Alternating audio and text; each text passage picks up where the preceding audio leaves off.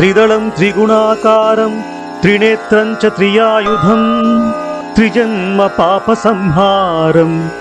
एकबिल्वं शिवार्पणम् त्रिशाकै बिल्वपत्रैश्च अच्छिद्रै कोमलै शुभै तव पूजां करिष्यामि एकबिल्वं शिवार्पणम् कोटिकन्या महादानं तिलपर्वतकोटयः काञ्चनं शैलदानेन एकबिल्वं शिवार्पणम्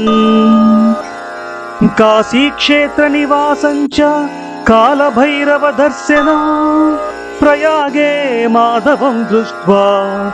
एकबिल्वं शिवार्पणम् इन्दुवारे व्रतं स्थित्वा निराहारो महेश्वरः नक्तं हौष्यामि देवेश